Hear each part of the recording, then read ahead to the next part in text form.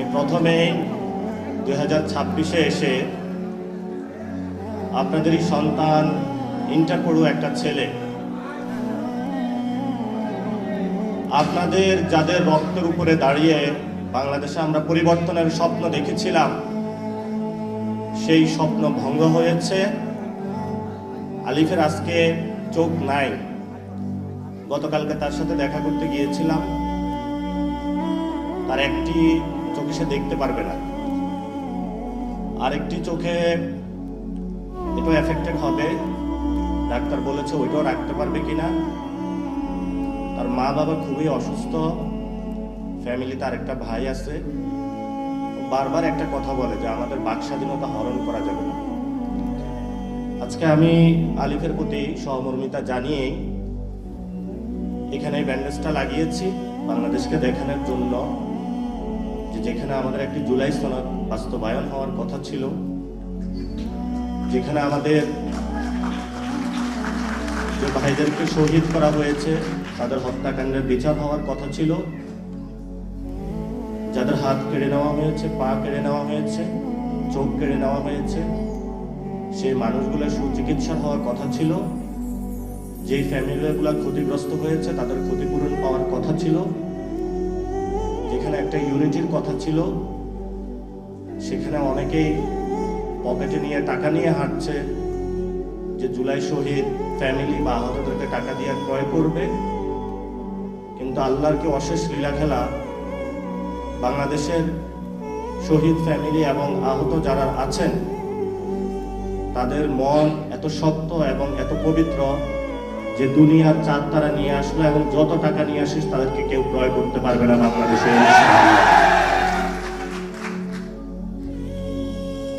আপনারা জানেন আমাদের 2026-এ এসে যে লড়াইটি, এক নাম্বার হলো বাংলাদেশের 70% মানুষ রায় দিয়েছে যে গণভোটের, সেখানে আমরা দেখেছি যে জুলাই সনদ বাস্তবায়নের পক্ষে। সেটা যিনি প্রধানমন্ত্রী হয়েছেন উনি 2টা ভোটে প্রধানমন্ত্রী হয়েছেন, একটা ভোটে নয়। ফলত একটা ভোট মানবেন, আরেকটা ভোট যদি না মানেন তাহলে আমরা ভবিষ্যতে আপনাকে অবৈধ প্রধানমন্ত্রী বলব। এই জন্য বাংলাদেশে যে কোনো মূল্যে, যেহেতু জনগণ রায় দিয়েছে, এই জনগণ 2026-এ যে রায় দিয়েছে, 1971 সালের আগেও এরকম একটা রায় দিয়েছিল যে আমরা বৈষম্যের বিরুদ্ধে দাঁড়াচ্ছি, আমাদের ভাত রুটি রুজি কেড়ে নেওয়ার অনেকে চেষ্টা করছে। সে রায়কে, জনগণের যে রায়টা আছে সেটাকে শ্রদ্ধা জানানো হয়নি, ফলত বাংলাদেশ স্বাধীনতা লাভ করেছে। এরপরও জনগণ অনেক রায় দিয়েছে, সেটা বাস্তবায়ন করা হয় নাই। 90-এ 3 দল মিলে একটা রূপরেখা চূড়ান্ত করেছিল, সেই চূড়ান্ত রেখাটাও বাস্তবায়ন করা হয় নাই। ফলত শেখ হাসিনা 17 বছর বাংলাদেশের ফেসিবাদী ব্যবস্থা চালিয়ে দিতে পেরেছিল। এবং সেখানে 90-এর যে আন্দোলনটা হয়েছিল, যদি 3 দলীয় রূপরেখাটা বাস্তবায়ন করা হতো তাহলে শেখ হাসিনা 17 বছর থাকতে পারতো না এবং আমাদের 1400 ভাইও শহীদ হইতো না, অসংখ্য মানুষের হাত পা চলে যেত না। এবং অবশ্যই বাংলাদেশে যেহেতু জনগণ 70% জুলাই সনদের পক্ষে রায় জানিয়েছে, আমরা তারেক রহমানকে বলবো জনগণের রায়ের প্রতি শ্রদ্ধা পোষণ করুন এবং জনগণের ভিত্তির উপরে দাঁড়িয়ে রাজনীতি করুন। যে জায়গায় আপনি বসেছেন এটা আপনার চেয়ার না, এটা বাংলাদেশের শহীদ এবং শহীদ ফ্যামিলি এবং আহতদের চেয়ার। সেই চেয়ার দ্বারা যদি তাদের গণভোটের রায় বাস্তবায়ন না হয় তাহলে যারা শহীদ ফ্যামিলি এবং আহতরা সেই চেয়ার আপনার থেকে কেড়ে নেবে ভবিষ্যতে বাংলাদেশে। 2 নাম্বার, বাংলাদেশে সংস্কার বাস্তবায়ন হতে হবে। কেন হতে হবে? এই যে পুলিশের সামনে আলিফের চোখটা তুলে নেওয়া হলো, যদি পুলিশ আজকে সংস্কার হতো, কোনো দলীয় লেজুর ভিত্তি না করত, তাহলে আজকে আলিফের চোখটা চলে যেত না।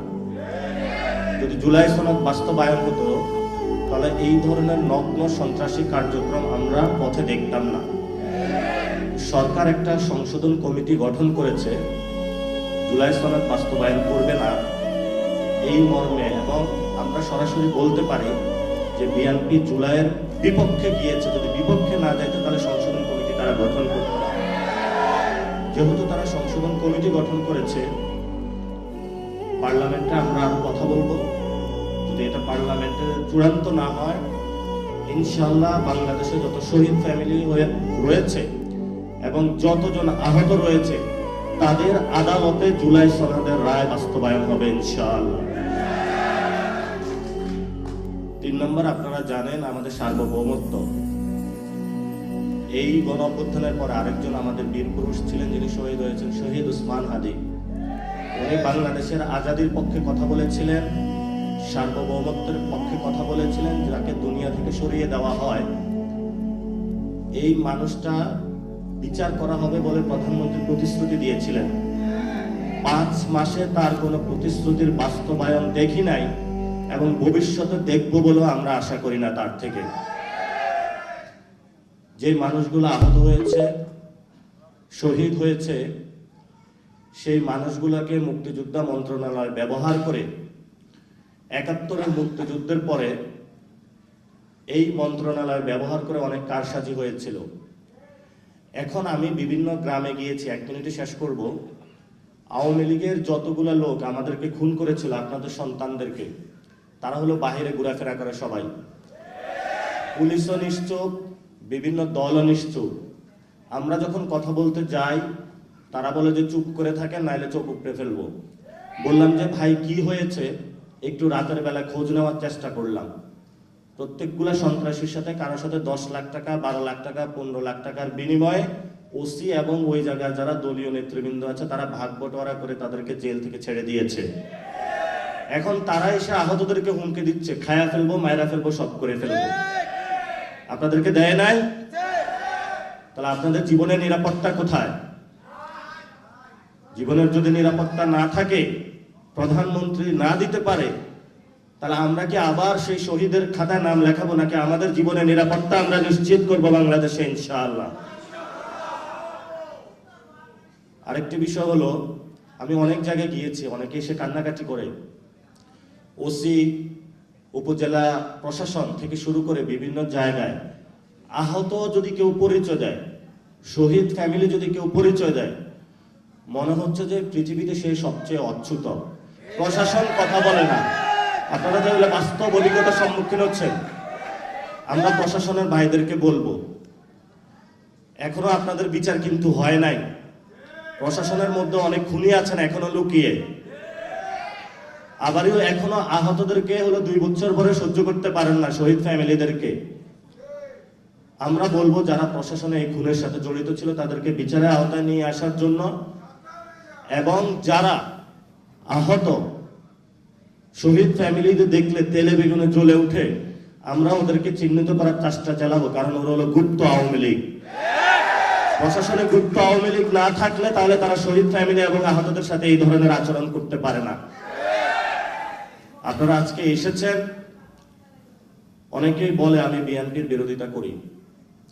আমার জীবনে আমি বিএনপির বিরোধিতা করতে যাইনি। প্রথমটা শুরু হয়েছিল, আমি যাত্রাবাড়িতে গিয়েছিলাম একটা প্রোগ্রামে, শহীদদের প্রোগ্রামে। গিয়ে এক শহীদ ফ্যামিলির বাবা, উনি বক্তব্য দিলেন। ওনাকে 10 লাখ টাকা অফার করা হয়েছে ওই দলের শহীদ ক্যাটাগরিতে নাম লেখানোর জন্য, 1 নম্বর। 2 নম্বর হলো ওই দিন তারা একটা তালিকা প্রকাশ করে। তারা বলে যে বিএনপির হলো 447 জন বা 547 জন, এরকম একটা তালিকা প্রকাশ করে যে আমাদের দলীয় শহীদ হলো এতজন।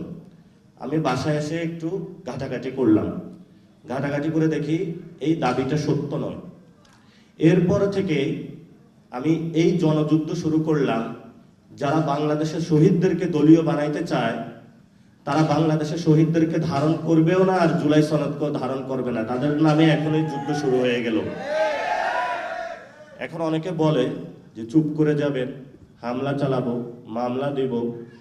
তো আমার এতদিন 2টা কথা ছিল, হয়তো কবর অথবা জেল। গতকালকে আমিরে জামাত আরেকটা কথা স্মরণ করিয়ে দিলেন, আয়নাঘর হইতে পারে। তো হয়তো বড় জেল অথবা ছোট জেল অথবা কবর, ওরা আমাদেরকে ভয় দেখায়। ভয় দেখায় কি বাংলাদেশের কাউকে নিবৃত্ত করতে পারবে? আপনারা সবাই জীবিত আছেন না? লড়াই হবে, স্বাধীনতা আসবে, সংস্কার হবে, বিচার হবে ইনশাআল্লাহ।